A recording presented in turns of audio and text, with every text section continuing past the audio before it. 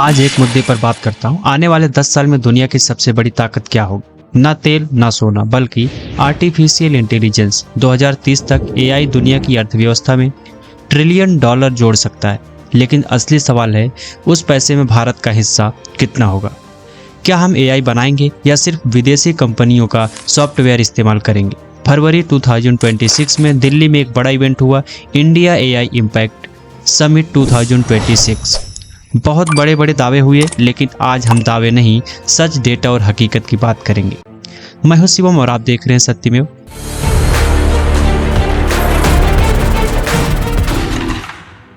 देखिए, आज एआई सिर्फ टेक्नोलॉजी नहीं, ये पावर है। अमेरिका क्या कर रहा है?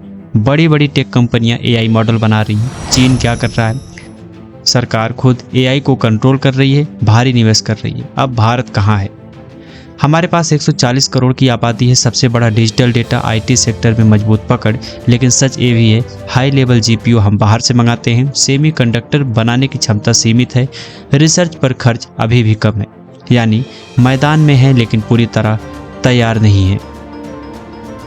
सरकार ने 10,000 करोड़ से ज़्यादा का इंडिया एआई मिशन घोषित किया है। अब इसमें क्या है? सबसे पहले 10,000 से ज़्यादा जीपीयू लगाने की योजना, ताकि स्टार्टअप्स को रिसर्चर सस्ती कंप्यूटिंग पा सके। एआई सेंटर ऑफ एक्सीलेंस बनाए जाएंगे। 10 लाख युवाओं को एआई ट्रेनिंग देने का लक्ष्य। सरकारी कामकाज में एआई का इस्तेमाल, हेल्थ, खेती, अदालतें। अब तुलना करें, अमेरिका और चीन इससे कई गुना ज़्यादा निवेश कर रहे हैं। तो भारत का मॉडल क्या है? कम पैसे में ज़्यादा असर, लागत प्रभावी नवाचार। इस समिट में 40 से ज़्यादा देशों के प्रतिनिधि आए। मुद्दा यह है, क्यों आए? क्योंकि भारत अब सिर्फ टेक यूजर नहीं रहना चाहता। भारत एआई के नियम बनाने वाले टेबल पर बैठना चाहता है। एआई गवर्नेंस, डेटा सुरक्षा, एथिक्स, इन सब पर चर्चा हुई। ये सिर्फ टेक शो नहीं था, ये टेक डिप्लोमेसी थी। यहाँ सिर्फ बातें नहीं हुई, टेक भी दिखी। भारतीय भाषाओं में एआई मॉडल, कैंसर और आंखों की बीमारी पहचानने वाली सिस्टम, खेती के लिए प्रोडक्शन मॉडल, डीप फेक पकड़ने वाली टेक्नोलॉजी। मतलब साफ एआई सिर्फ चैटबॉट नहीं, ये आर्थिक और सामाजिक बदलाव का टूल है। अब बात उस मुद्दे की जिसने सोशल मीडिया पर बहस छेड़ दी।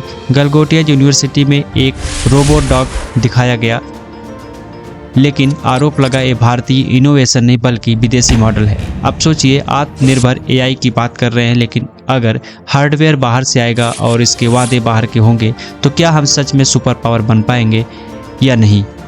यही असली चुनौती है। सरकार ने साफ रणनीति दी, बजट रखा, ग्लोबल भागीदारी हुई, सामाजिक क्षेत्रों में फोकस दिखा। लेकिन चिंता क्या है?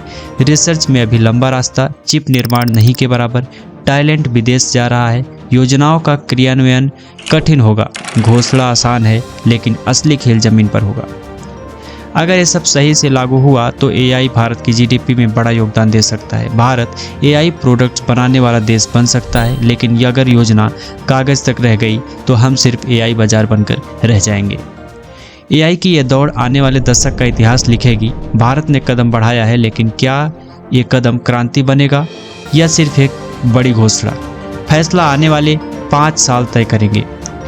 आप क्या सोचते हैं? भारत एआई में अमेरिका और चीन को चुनौती दे पाएगा या नहीं? कमेंट में लिखिए। मैं हूं शिवम और आप देख रहे थे सत्यमेव। इस तरह का वीडियो आपको हमेशा मिलता रहेगा। वीडियो हमेशा पाने के लिए आप चैनल को सब्सक्राइब करें, वीडियो को शेयर करें और लाइक करना ना भूलें। धन्यवाद।